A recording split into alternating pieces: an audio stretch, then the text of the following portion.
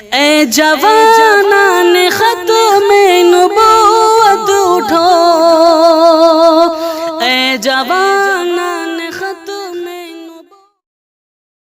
الحمدللہ کفا وسلام علی عباده الذین اصطفى اما بعد اعوذ باللہ من الشیطان الرجیم بسم اللہ الرحمن الرحیم قد افلح المؤمنون الذین هم فی صلاتهم خاشعون وقال النبی صلی اللہ علیہ وسلم اول شیء یرفع من هذه الامة الخشوع حتى لا ترى احدا في المسجد خاشعا او كما قال عليه الصلاة والسلام۔ محترم اور معزز علماء کرام، حفاظ عظام اور میرے دینی عزیز بھائیوں،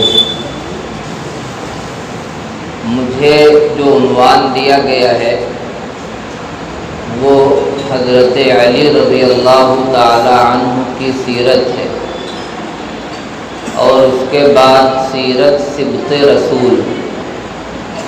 اب یہ جان نہ سکے کہ سیرت سبط رسول میں کون سے نواسے کی سیرت بیان کرنی ہے، حضرت حسن رضی اللہ تعالی عنہ کی یا حضرت حسین رضی اللہ تعالی عنہ کی یا حضرت محسن رضی اللہ تعالی عنہ کی، اور دیگر جو آپ کے نواسے ہیں، کس کی سیرت بیان کرنا ہے وہ عنوان میں مجہول رہا، اس کا ذکر نہیں ہے۔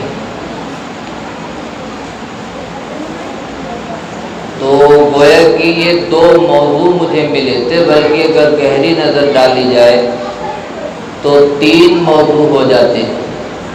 ایک چیپٹر ہے حضرت علی رضی اللہ تعالی عنہ کی زندگی گزارنے کا طریقہ، اور دوسرا چیپٹر ہے حضرت حسین رضی اللہ تعالی عنہ یا حضرت حسن رضی اللہ تعالی عنہ کی زندگی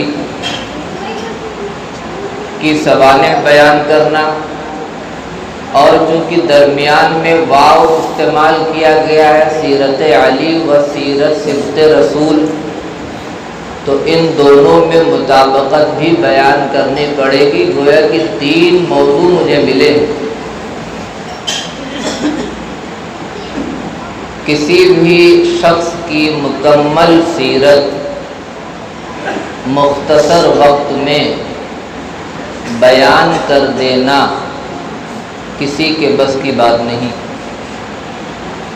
زندگی کافی سالوں پر محیط ہوتی ہے، اور سیرت کا مطلب یہ ہے کہ آپ کا رہن سہن کیسا تھا، لوگوں سے آپ کا برتاؤ کیسا تھا، آپ کے اخلاق کیسے تھے، محلے میں کیسے تھے، اپنے خادموں کے ساتھ کیا معاملہ کیا کرتے تھے، گھر میں بیوی بچوں کے ساتھ کیسے ملاقات کرتے تھے، ہر وقت کا جو مشغلہ ہے وہ پورا بایو ڈاٹا پیش کرنا، یہ سیرت کہلاتا ہے۔ پوری زندگی کے اتار چڑھاؤ، نشیب و فراز، دکھ درد غم وغیرہ جو بھی چیز آئی ہوئی ہیں وہ سب کو بیان کرنا پڑتا ہے سیرت کے اندر۔ یہ بڑا اہم مسئلہ ہے، بڑے سے بڑا مقرر بھی مختصر وقت میں اس کو بیان نہیں کر پائے گا، کیونکہ پوری زندگی کو بیان کرنا ہوتا ہے۔ اس لیے میں مختصراً عرض کروں گا، سیرت کے ان نمایاں پہلوؤں کے اوپر روشنی ڈالوں گا جو وقت کی ضرورت کے ساتھ ساتھ ہماری زندگی کی تبدیلی کا بہت قوی ذریعہ بنے گی۔ تاریخی حقائق کیا ہیں، جنگ جمل، جنگ صفین اور حضرت علی رضی اللہ عنہ کی خلافت کیسے قائم ہوئی، ان کے اوپر میں بحث نہ کروں گا، اور نہ یہ موقع ہے۔ جن حضرات کو ان چیزوں کی دلچسپی ہو وہ علماء کی رہنمائی میں کتابوں کے نام معلوم کریں اور جستہ جستہ پڑھیں۔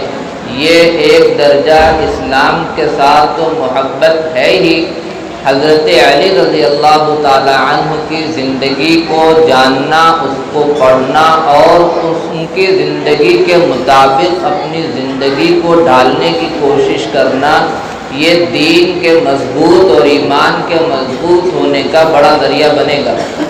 اس لیے میں یہ درخواست کرتا ہوں کہ ہر مسلمان بھائی کو کم از کم موٹی موٹی باتیں مخصوص صحابہ کرام جو معروف ہیں، ویسے تو 1.25 لاکھ کے قریب صحابہ کرام ہیں جن کے نام بڑے مشہور ہیں، کارنامے بڑے مشہور ہیں، جو رسول اللہ صلی اللہ علیہ وسلم کے پرانے ساتھیوں میں ہیں، ان کی زندگی کو پڑھیں، ان کی بایوگرافی کو سمجھیں کہ انہوں نے کیسے زندگی گزاری۔ یہ ہر مسلمان کے اوپر محبت کے تعلق کی بنیاد پہ نہایت درجہ ضروری ہے۔ اس لیے میں کسی تاریخی پہلو پہ گفتگو نہیں کروں گا، میں مشترک طور پہ حضرت حسن رضی اللہ تعالیٰ عنہ، حضرت حسین رضی اللہ تعالیٰ عنہ اور حضرت علی رضی اللہ تعالیٰ عنہ کی زندگی سے 2-3 پہلوؤں کو آپ کے سامنے رکھوں گا۔ چونکہ الولد سر لابیہ کے تحت والد کے اثرات، والد کے اخلاق، والد کے طور طریقے، والد کا برتاؤ، والد کے معاملات، والد کی سوچ اور فکر، یہ تمام کے تمام بیٹوں میں مشترک ہوتے ہیں۔ صحابہ کرام کے بارے میں تو اللہ تعالیٰ نے 2 ٹوک کہا ہے، الزمہم کلمۃ التقویٰ وکانوا احق بہا۔ صحابہ کے لیے اللہ نے تقوی کو لازم کر دیا ہے، چپکا دیا ہے، وکانوا احق بہا، اور وہ اسی کے اہل ہیں بھی کہ تقوی والے ہی صحابہ ہو سکتے ہیں۔ ان کے علاوہ دیگر لوگ اس مرتبے پر پہنچ ہی نہیں پائیں گے جس مرتبے کا تقوی صحابہ کرام کے پاس۔ ایک جو اس وقت بنیادی چیز ہے حضرت علی رضی اللہ تعالیٰ عنہ کی زندگی سے، جس کو ہم اپنے لیے رہنمائی کے طور پہ منتخب کریں گے، وہ نماز ہے۔ اور دوسری چیز جس میں امت کا ایک تہائی طبقہ ملوث ہو چکا ہے، اس کے خطرات، اس کی ہلاکت اور ان کی بربادیوں سے ناواقف ہونے کی بنیاد پر اس چیز کا نام ہے مال۔ ان دونوں کے تعلق سے قدر مشترک کے طور پہ آپ حضرات کے سامنے میں تفصیل تھوڑی سی عرض کروں گا تاکہ ہم یہ محسوس کریں کہ نماز کا تعلق کس چیز سے ہے۔ حضرت علی رضی اللہ تعالی عنہ نماز کس طرح ادا کرتے تھے اور اس نماز سے حاصل ہونے والی اچھی اچھی صفات، دل کی عمدہ کیفیتیں اور معاشرے اور سوسائٹی کے اندر اس نماز کے کیا اثرات پڑ سکتے ہیں، وہ آپ کے سامنے رکھنے کی کوشش کروں گا۔ ایک بات یاد رکھیں، اکثر دین جتنے بھی آئے، حضرت آدم علی نبینا علیہ الصلاۃ والتسلیم سے لے کے حضرت محمد مصطفیٰ صلی اللہ علیہ وسلم تک، سب میں ایک غلطی ہوتی رہی، ایک چوک ہوتی رہی۔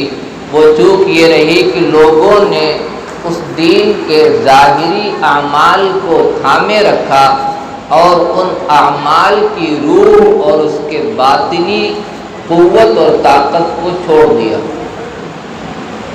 اکثر دین میں یہ ہوا، یہودیوں میں، عیسائیوں میں، مجوسیوں میں، ہندو دھرم میں، زرتشتیوں میں، کمیونزم میں، جتنے بھی مذاہب آئے، بودھ دھرم میں، سب میں ظاہر پہ لوگوں کی نظریں ٹک گئیں اور ان کی جو روح تھی اس روح کو لوگوں نے اپنی خواہشات نفسانیہ کے پیش نظر گم کر دیا، جس کی بنیاد پہ وہ عبادتیں محض کھوکھلی ہو کر کے رہ گئیں۔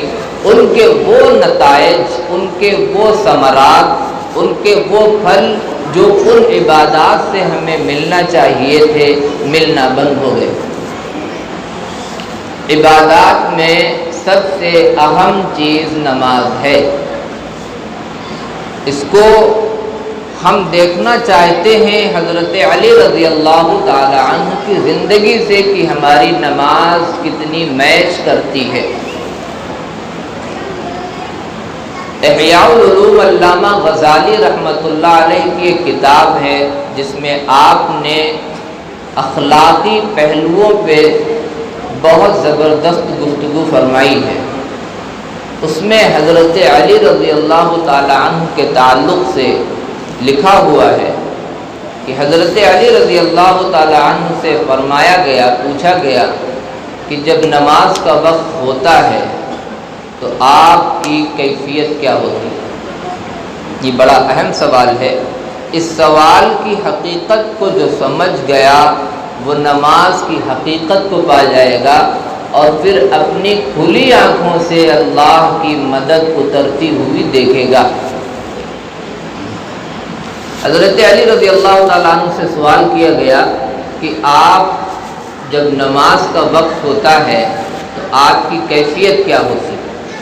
حضرت علی رضی اللہ تعالیٰ عنہ نے فرمایا کہ جب مؤذن اذان دیتا ہے اور نماز کا وقت آ جاتا ہے تو میرا چہرہ متغیر ہو جاتا ہے، چہرے پہ عجیب کیفیات اور چہرے کے اوپر عجیب طرح کے اثرات نمایاں ہوتے ہیں۔ دل کانپ جاتا ہے کہ اب اس امانت کی ادائیگی کا وقت آ گیا ہے جس امانت کو ادا کرنے کے لیے اللہ رب العزت نے آسمان اور زمین کو مخاطب کیا تھا تو وہ لرز اٹھے تھے۔ اس امانت کی ادائیگی کا وقت آ گیا ہے۔ یہ بڑا اہم سوال ہے اور اس کا جو جواب دیا گیا ہے وہ بھی بڑا اہم ہے۔ کیا اس سوال کو اپنی لائف پر اپلائی کرنے کے بعد یہ محسوس کیا جا سکتا ہے کہ ہماری یہ کیفیت کیا اذان کے وقت ہوتی ہے یا نہیں؟ اگر نہیں ہوتی ہے تو سمجھنا چاہیے کہ نماز ابھی ظاہری پڑھی جا رہی ہے، باطنی نماز سے اس کا کوئی تعلق نہیں ہے جس پر اللہ کی مدد کے وعدے۔ حضرت موسیٰ علیہ السلام سے اللہ تعالیٰ نے فرمایا، موسیٰ مجھے اپنی نماز سے 3 چیزیں دے دو، من البدن الخضوع، جسم سے مجھے خضوع چاہیے، یعنی جب تم میرے آگے کھڑے ہو تو غلام بن کے کھڑے رہو، اپنے جسم سے غلامانہ کیفیت کا اظہار کرو، یوں لگے کہ کوئی بے بس، کوئی کمزور، کوئی ماتحت، کوئی نہتہ، کوئی عاجز، کوئی ایسا بندہ جس پہ فنا طاری ہونے والی ہے وہ کھڑا ہے۔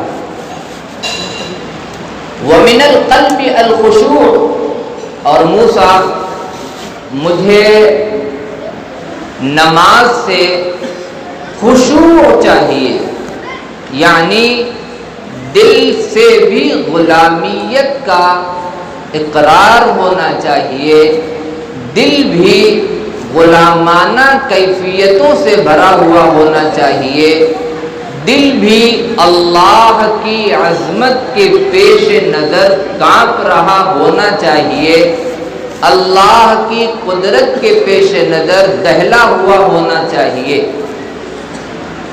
وَمِنَ الْعَيْنِ الدُّمُوعُ، اور موسیٰ مجھے اپنی نماز سے آنسو دے دو،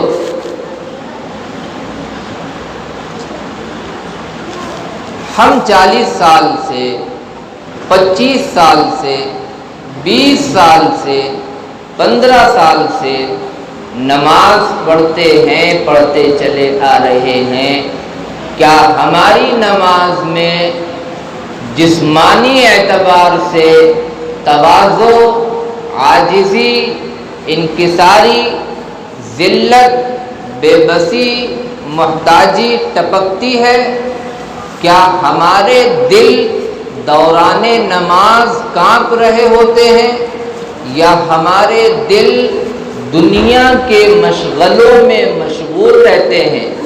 کیا اب تک ہم نے نماز کے اندر آنسو بہائے ہیں یا نہیں؟ اگر نہیں بنائے ہیں تو بندے کو یہ سمجھنا چاہیے کہ ابھی ہم نماز کے ظاہری جسم تک پہنچے ہیں، نماز کی حقیقت کا ایک ذرہ بھی ہمیں میسر نہیں آیا ہے جس پہ اللہ کے وعدے ہیں۔ یہ ہماری زندگیوں میں ایک بڑی پرابلم ہو گئی ہے، بڑی پریشانی اور بڑی مشکل ہے۔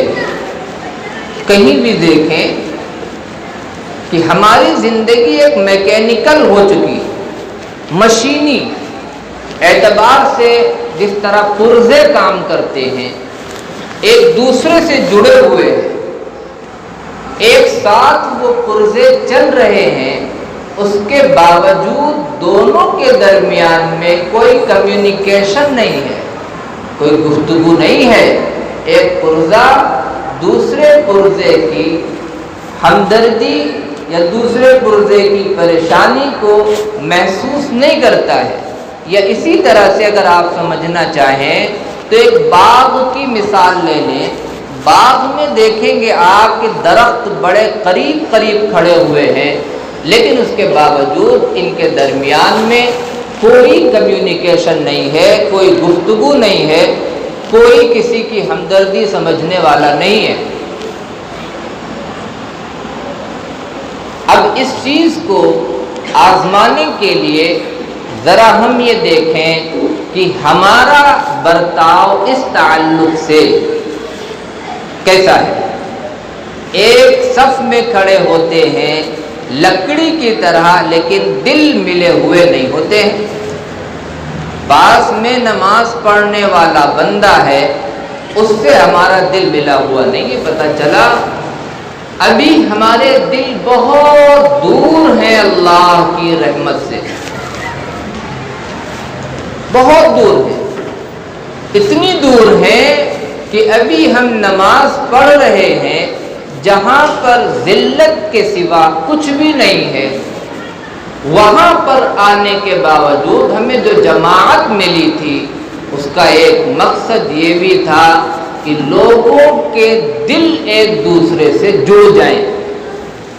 اگر ہماری نماز ابھی تک ہمارے دلوں کو ایک دوسرے سے جوڑ نہ سکی ہے تو ہمیں سمجھنا چاہیے کہ ابھی ہمارے دل اللہ سے بہت دور ہیں۔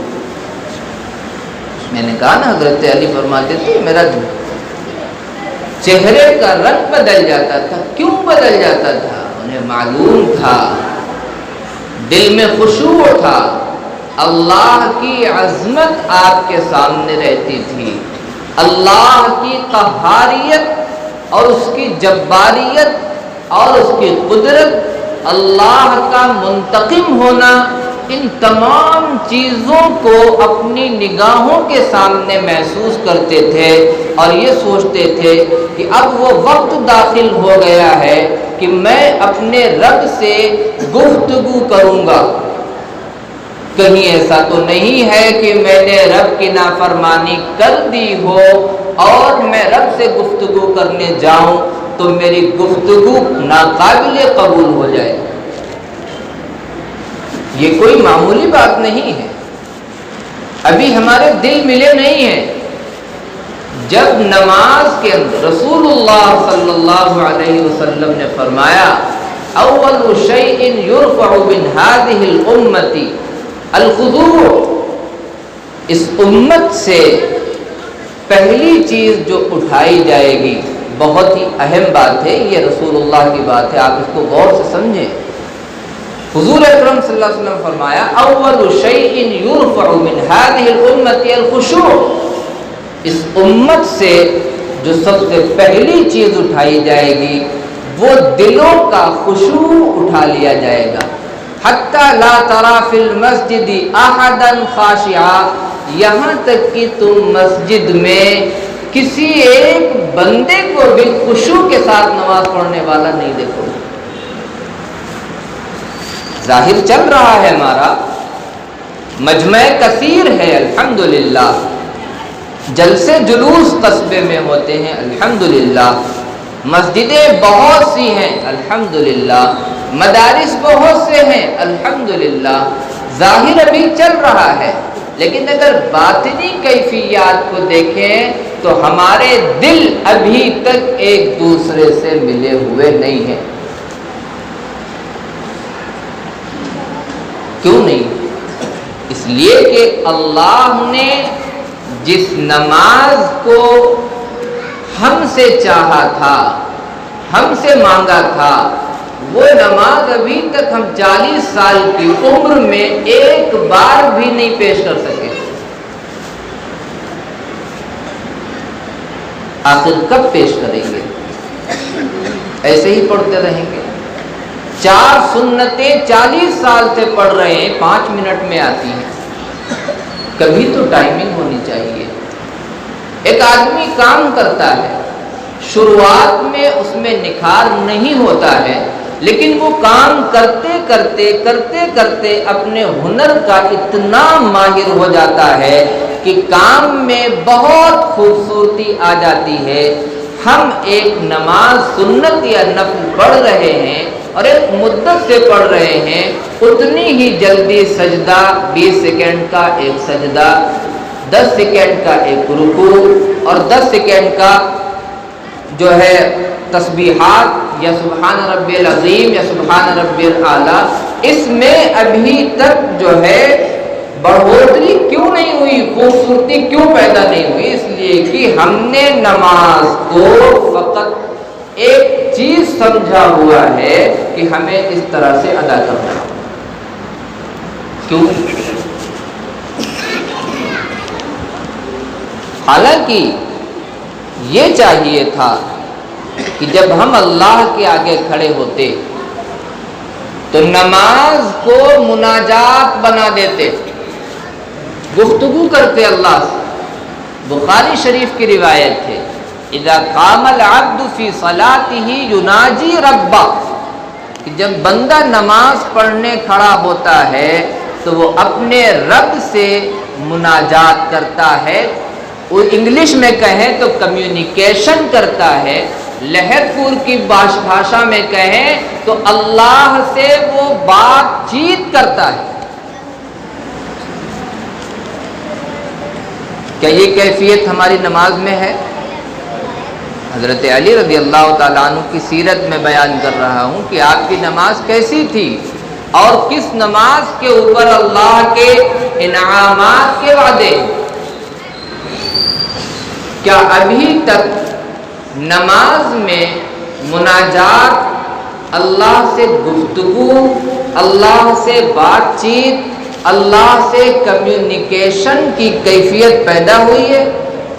اگر نہیں پیدا ہوئی ہے تو ہمیں پیدا کرنا چاہیے، ورنہ نماز کی روح ہمیں نہیں ملے گی۔ جب یہ پریکٹس کر لے گا، اگر کچھ بھی نہیں کرتا ہے، بزرگوں نے بہت سے طریقے لکھے ہیں کہ اللہ سے نماز میں گفتگو کس طرح سے کی جائے۔ اگر وہ کچھ نہیں کر سکتا ہے، ظاہر سی بات ہے ہر بندے کو قرآن اور حدیث کا علم نہیں ہے، تو جب وہ نماز کی ابتدا کرے تو جس لفظ کو وہ کہے تو اس ارادے سے کہے کہ میں یہ لفظ اللہ رب العزت سے کہہ رہا ہوں۔ اللہ اکبر کہہ کے نیت باندھی تو اسے یہ معلوم ہو کہ میں نے یہ لفظ اللہ کو سنایا ہے اور اللہ نے اس کو سنا ہے۔ ثنا پڑھے، اس کے بعد اعوذ باللہ من الشیطان الرجیم، اے اللہ پناہ چاہتا ہوں میں آپ کی شیطان مردود سے۔ بارش ہوتی ہے تو آدمی چھتری کے یا چھاتے کے نیچے چلا جاتا ہے، وہ پناہ میں ہو جاتا ہے اور بارش سے بھیگتا نہیں ہے۔ نماز کے اندر شیطان وسوسے ڈالنے آئے گا اور وسوسے ڈالے گا، تاکہ یہ نماز رہے، مناجات نہ بن پائے، اللہ سے گفتگو نہ بن پائے۔ اس لیے اللہ نے پہلے ہی روک لگا دی۔ ایک بندہ زبان سے کہہ رہا ہے لیکن اس نے اس انداز سے کہا کہ اسے خود خبر نہیں کہ میں نے کیا کہا ہے۔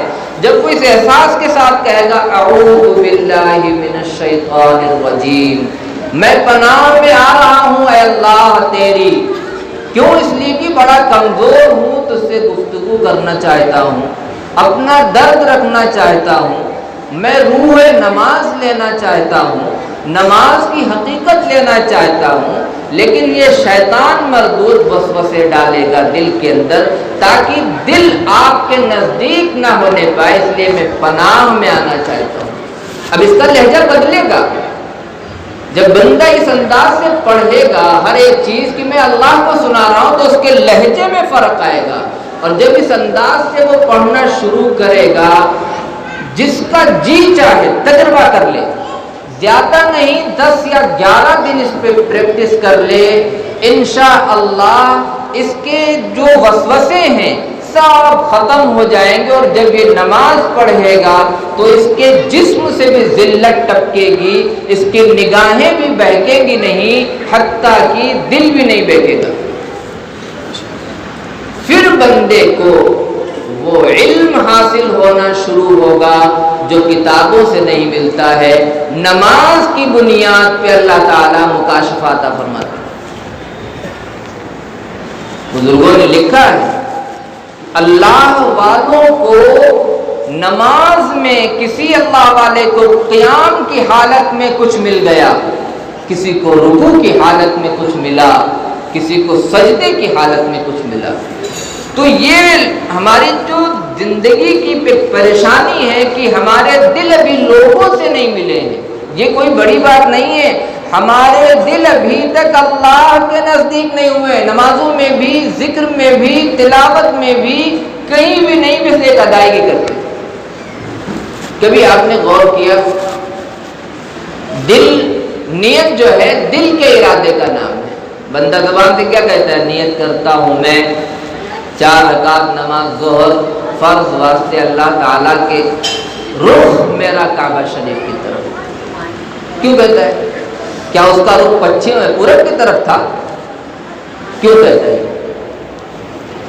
کبھی سوچنے کی کوشش کی کہ یار رخ تو ہمارا کعبہ کی طرف ہے ہی، کیوں کہتے ہیں ہم رخ؟ انی وجہت وجہی للذی فطر السماوات والارض، عربی میں اگر کوئی کہتا ہے اس طرح سے کہتا ہے، رخ میرا کعبہ شریف کی طرف۔ اللہ تو جہت سے پاک ہے، یہ الگ بات ہے کہ سمت قبلہ کی طرف ہمیں رخ کرنے کی تلقین کی گئی ہے، لیکن یہ رخ میرا کعبہ شریف کی طرف، مراد یہ کہ جسم سے تو رخ ہے ہی، میں اب دل کے رخ کو مخلوق سے کاٹ کر کے باری تعالیٰ تیری جناب میں کر رہا ہوں، اب مجھے نماز کی حقیقت عطا فرما دیجیے اور نماز میں گفتگو کا طریقہ عطا فرما دیجیے۔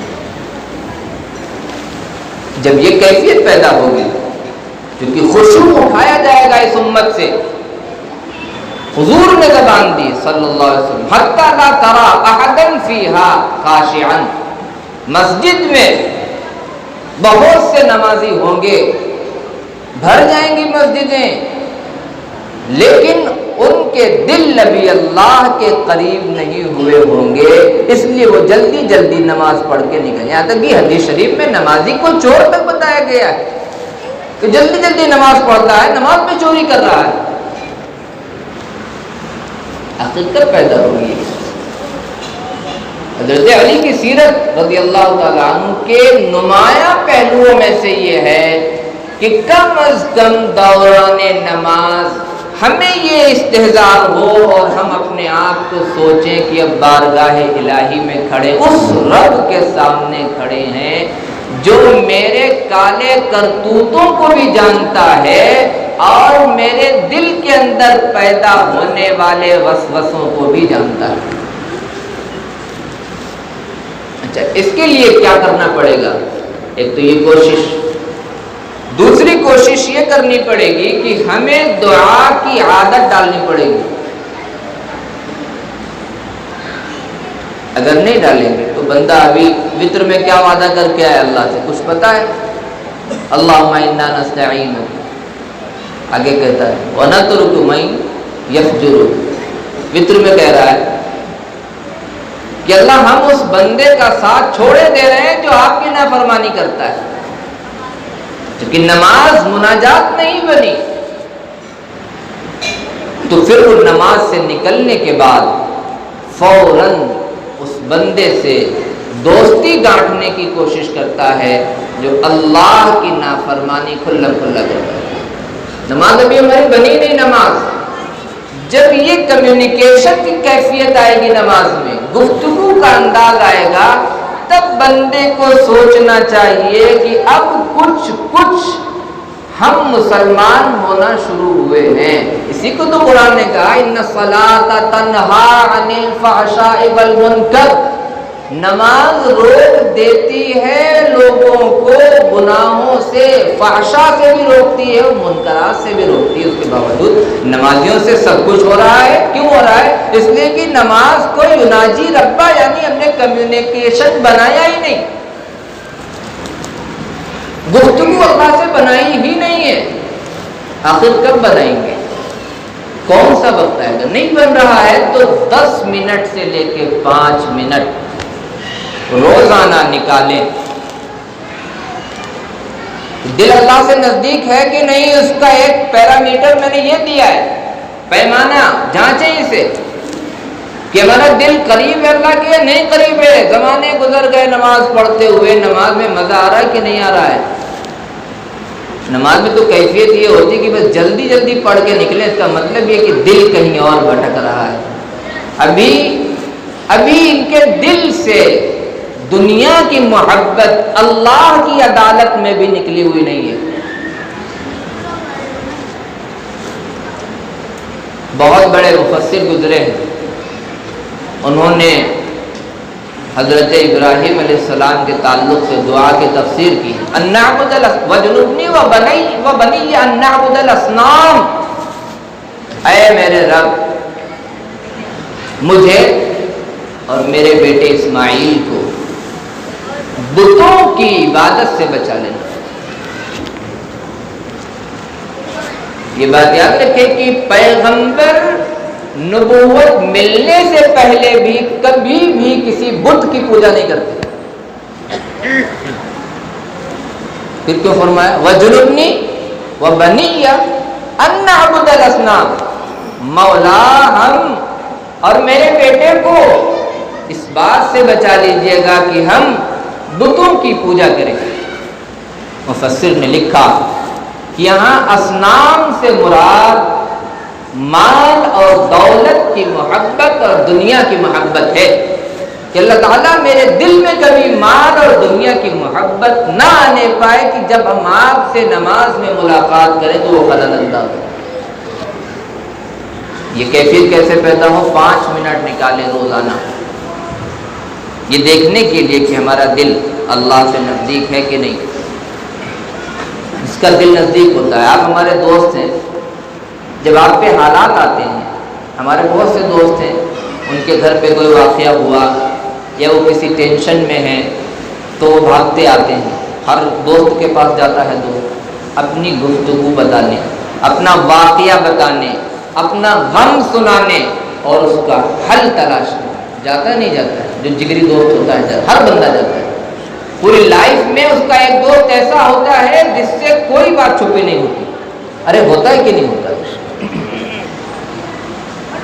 یہاں پہ آزمانا ہے کہ ہم دین پہ جمے تو بہت ہیں، لیکن کیا مجھ پہ جب حالات آتے ہیں تو میں اپنا غم سنانے کے لیے تنہائی کی تلاش کر کے اللہ سے گفتگو کرتا ہوں یا نہیں کرتا؟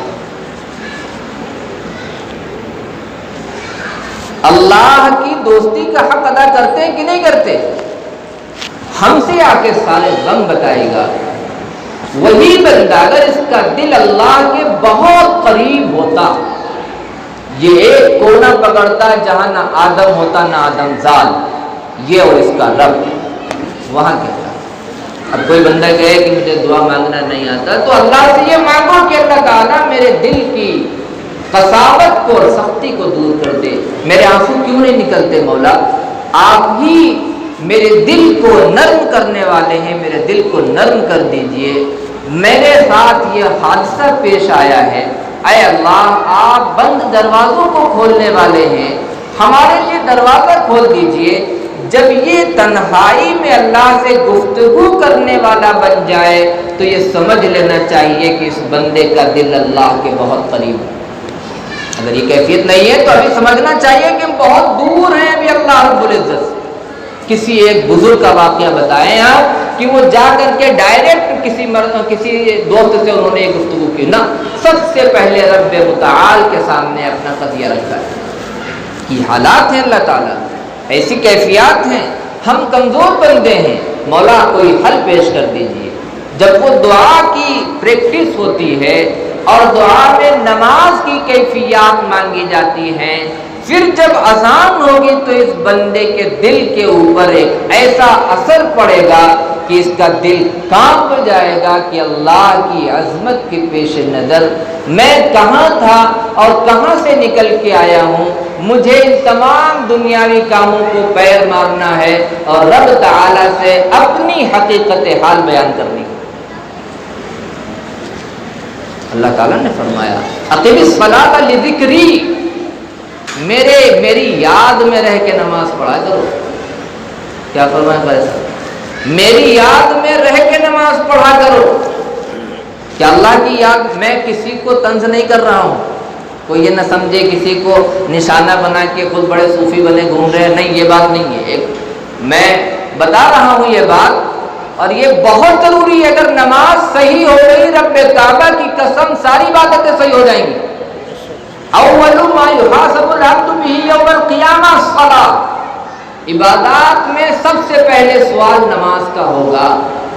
تو اللہ تعالیٰ نے کیا فرمایا؟ اقیم الصلاۃ لذکری، میری یاد میں رہ کے نماز پڑھا کرو۔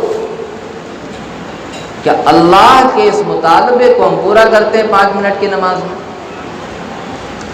کیا 5 منٹ اللہ کی یاد میں رہتے ہیں یا دل بھٹکتا ہے؟ اگر بھٹکتا ہے تو پھر اللہ سے دعا میں مدد مانگنی چاہیے کہ اللہ ہمارے دل کو جما دے۔ جب تم سے گفتگو کریں، جب آپ سے ہم مخاطب ہوں تو اس دنیا کی محبت ہمارے دل میں آنے نہ پائے۔ مولا ہمارے دل کو صرف اپنے قریب کر لی۔ تیسری چیز، انسانوں کے دل ابھی قریب نہیں ہوئے، اور وجہ یہ ہے کہ ابھی نماز نہیں بنی، اس لیے قریب نہیں ہوئے۔ رسول اللہ صلی اللہ علیہ وسلم نے فرمایا المؤمنون کجسد واحد اذا اشتکا بعضه اشتکا کلہ، تمام مومنین ایک جسم کی طرح ہے۔ ایک روایت میں اذا اشتکا عینہ اشتکا رأسہ یا اشتکا کلہ، کہ جب اس کی آنکھ میں تکلیف ہوتی ہے، ایک جسم ہو اس کی آنکھ دکھ رہی ہو تو اس کا پورا جسم متاثر ہوتا ہے کہ نہیں ہوتا ہے؟ پیر میں دانا نکلتا ہے، پھوڑا نکلتا ہے، چھالا پڑتا ہے، پورے جسم میں بخار کی کیفیت آ جاتی ہے۔ حضور نے فرمایا مومن کی حالت دوسرے مومن کے لیے بالکل ایسی ہی ہے۔ اب ہمیں یہ دیکھنا ہے کہ کیا ہمارے دل مومنین کے قریب ہوئے ہیں نہیں ہوئے۔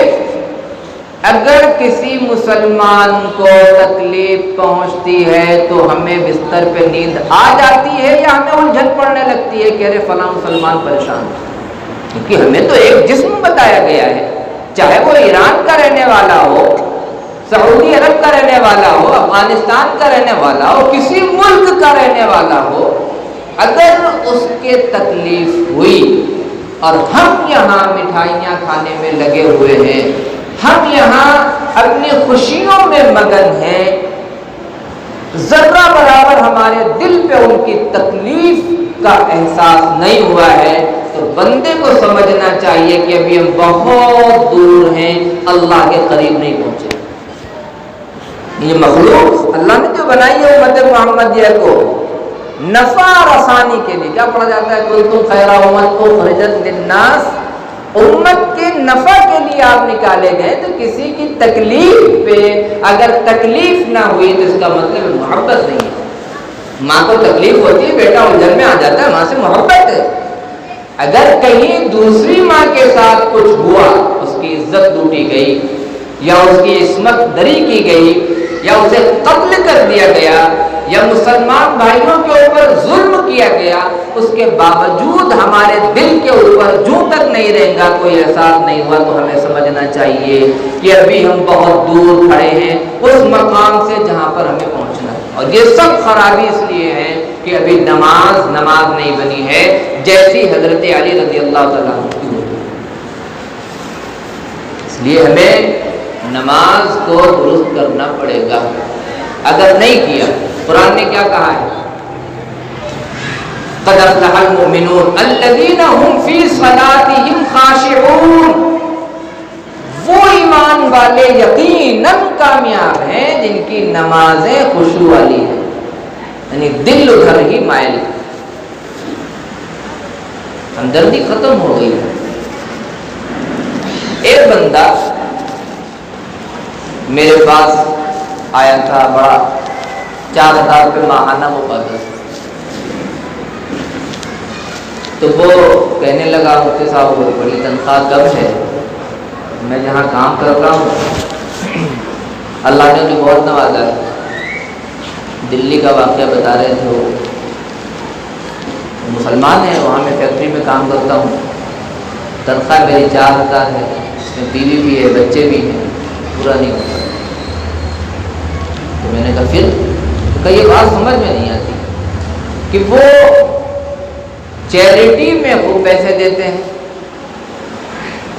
چیریٹی میں خوب پیسے دیتے ہیں، خوب ہدیہ تحفے دیتے ہیں، لیکن مجھے نہیں دیتے۔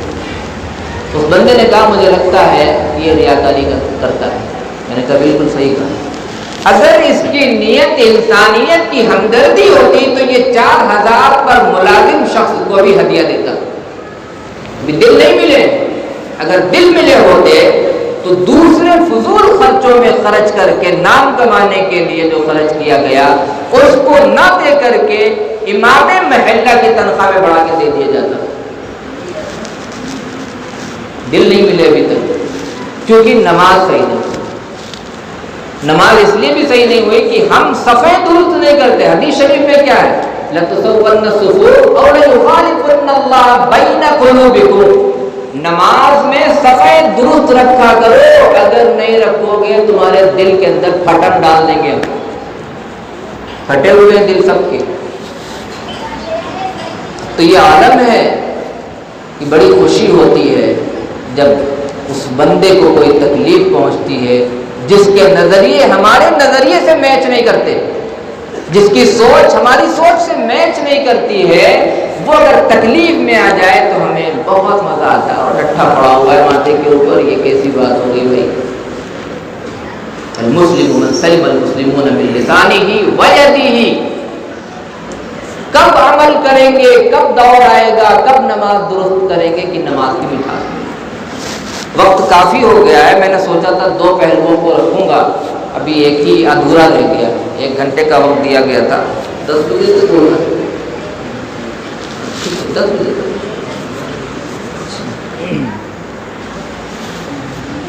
تو نماز کو نماز بنانے کے لیے ضروری ہے کہ ہم اتنا تو محسوس کریں کہ اللہ کے آگے کھڑے ہیں۔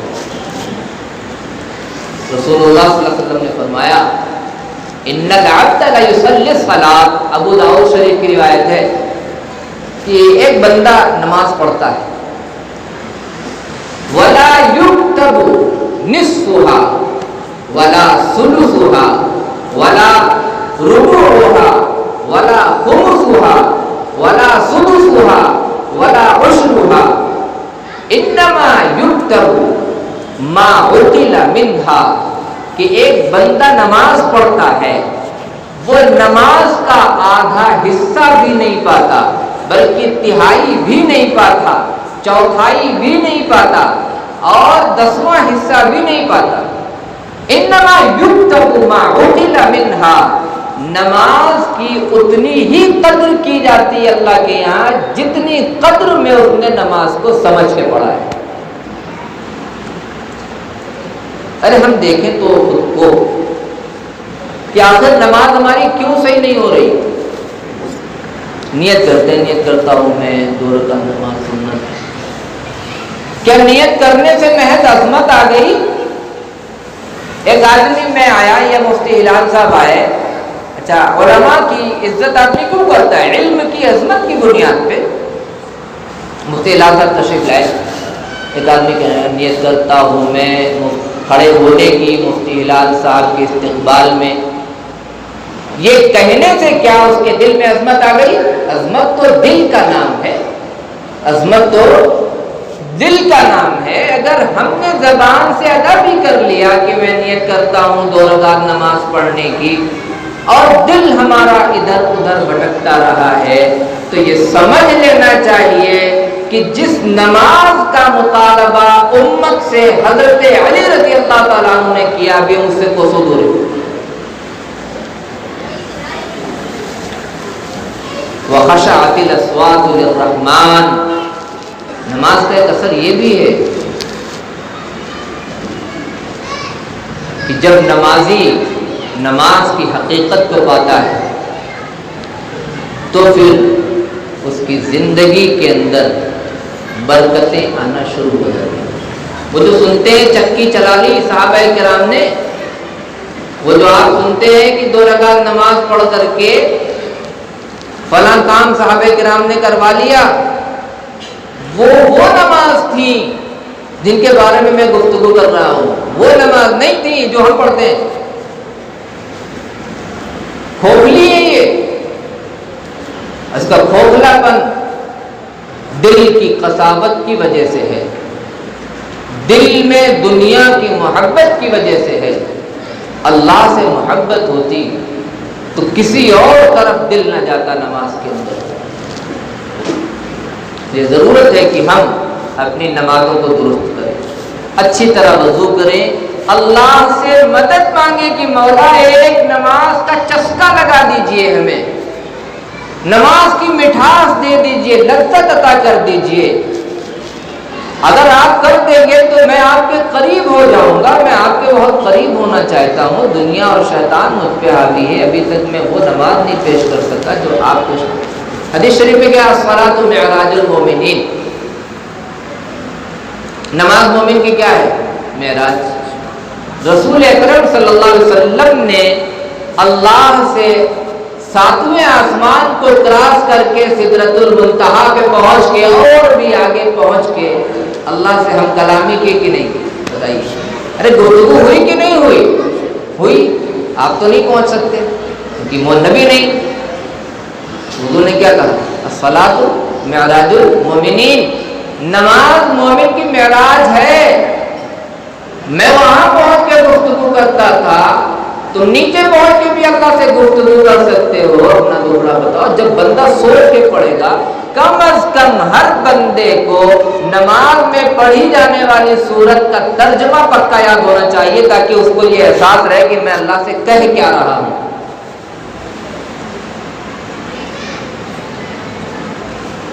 ابھی تو ہم لوگ اس میں ہیں فویل للمصلین الذین هم فی صلاتهم الذین هم عن صلاتهم ساہون، بربادی ہے ان نمازیوں کے لیے۔ ارأیت الذی یکذب بالدین فذلک الذی یدعو الیتیم ولا یحض علی طعام المسکین۔ آگے کیا اللہ نے فرمایا؟ فویل للمصلین، ہلاکت ہے، بربادی ہے، تباہی ہے، جتنے فساد ہو سکتے ہیں دل کے اعتبار سے سب کو آپ محسوس کر لیں۔ للمصلین، ایسے نمازیوں کے لیے، الذین هم عن صلاتهم ساہون، جو اپنی نماز میں بھی غافل ہیں، کھڑے رب تعالیٰ کے سامنے ہیں اور اسی سے غافل ہیں۔ یہ کیسی منطق ہے، یہ کیسا فلسفہ ہے؟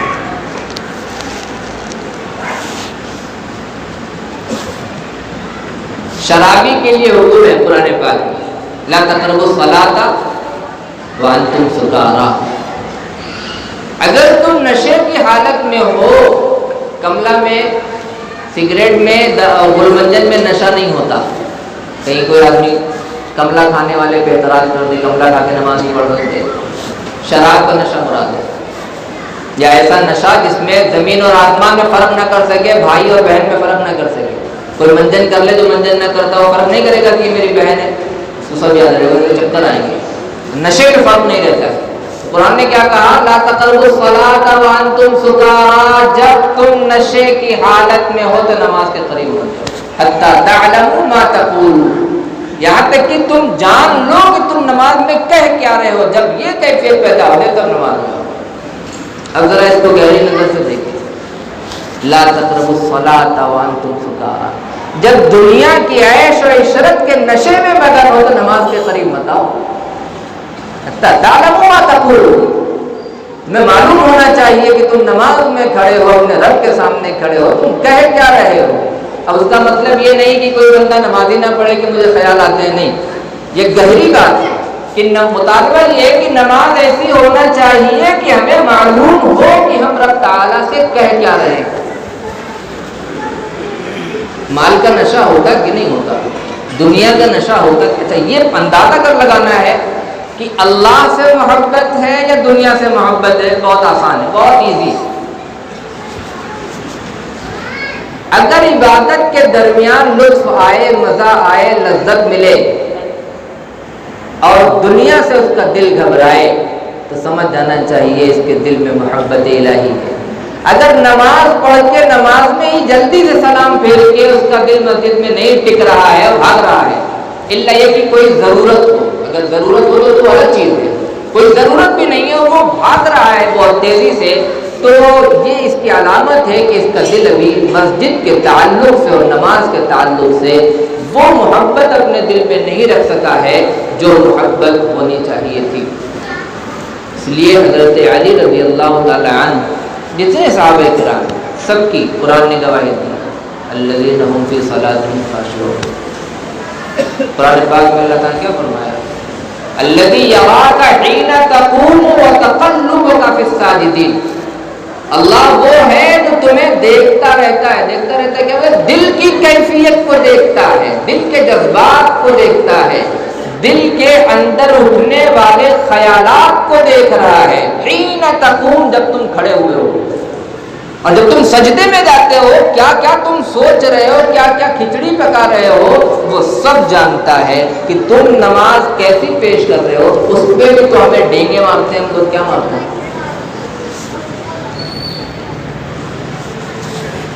منہ سے تانتے ہیں، ہم نماز نہیں پڑھتا۔ ارے بابا، ایاک نعبد و ایاک نستعین کا مطلب کیا ہے؟ پھر بتائیے آپ، ہم آپ سے مدد مانگتے ہیں، آپ نماز پڑھنے آئے ہیں، توفیق الہی سے آئے ہیں، اللہ نے توفیق دی ہے، آپ نماز سے کہہ رہے ہو ایاک نستعین، ہم حافظ بنے ہیں، ہم عالم بنے ہیں، اللہ تیری توفیق سے بنے، ہمارا کچھ بھی نہیں ہے۔ ہم نماز، آپ نے ہمیں نمازی بنایا ہے، میرا کچھ نہیں ہے، آپ نے توفیق عطا فرمائی۔ اس کے باوجود ہم نماز ایسی کھوکھلی پڑھنے کے باوجود بڑا تاؤ دکھاتے ہیں، لوگوں کو ذلیل سمجھتے ہیں۔ ایک بزرگ گزرے، اس پہ یاد آیا کہ جب نمازیں صحیح ہوتی ہیں تو پھر دل کی کیفیت کیسی ہوتی ہے۔ ایک بزرگ تھے، اس کو مکمل کر کے انشاءاللہ بات ختم کر دیں گے، ابو عثمان طیری رحمۃ اللہ علیہ، بڑے پائے کے بزرگوں میں تھے، بڑے کرامت والے بزرگوں میں گزرے ہیں، صاحب کرامت تھے۔ تو ان کے چاہنے والے نے حضرت کو دعوت دی کہ آپ گھر پہ تشریف لائیں، آپ کی دعوت۔ حضرت چلے گئے دعوت کھانے۔ جب گھر پہ گئے تو شخص نے کہا حضرت میں معاف فرمائے، وہ میرے بچے سے کہا تھا انتظام کر دینا، اور وہ انتظام ہو نہیں پایا، تو ہم حضرت چاہتے ہیں آپ تشریف لے جائیں۔ حضرت چلے آئے، ابھی آدھا راستہ طے کر پائے تھے کہ یہی شخص پھر دوڑتا ہوا گیا کہ حضرت آپ چلے، وہ انتظام نہیں ہوا تھا لیکن اب میں نے انتظام کر لیا ہے، آپ دوبارہ گھر پہ چلیں اور دعوت تناول کر کے ہی تشریف لائیں۔ حضرت پھر چل دیے. ماتھے پہ کوئی شکر نہیں. جب نماز صحیح ہوگی، اللہ سے تعلق ہوگا، اللہ سے محبت ہوگی، نماز کی حقیقت دل میں آ چکی ہوگی، اتر چکی ہوگی، تو پھر یہ چیزیں ظاہر ہوتی. ماتھے پہ کوئی شکر نہیں، کوئی غصے کے نمایاں اثر. ہم جیسا کوئی مولوی ہوتا تو کہتے بیوقوف سمجھ رکھا ہے کیا، ابھی گھر لے گئے تھے چل دیے وہاں، پھر کہنے آگے چلو بھی نماز ہی صحیح نہیں ہوئی ہے. تو حضرت پھر چل دیے. وہ گھر پہ لے جا کر کے پھر وہی ناٹک بازی کی اور پھر حضرت کو واپس کر دیا. حضرت واپس آ گئے. اب یہ جا کر کے راستے میں پھر ملتا ہے اور حضرت سے کہتا ہے ابو عثمان خیری رحمۃ اللہ علیہ سے کہ حضرت مجھے معاف فرمائے، میں آپ کا تحمل جانچ رہا تھا، میں اپنے پیمانے پہ آپ کو دیکھنا چاہتا تھا کہ آپ میں قوت برداشت کتنی. آپ گھر تشریف لے چلیں اور کھانا کھائیں. میں نے آپ کو بلایا اور آپ کو بعد میں ہم نے کہا چلے جائیے، آپ کو کوئی تکلیف نہیں ہو، یہ بڑی اچھی خوبی ہے آپ کے اندر.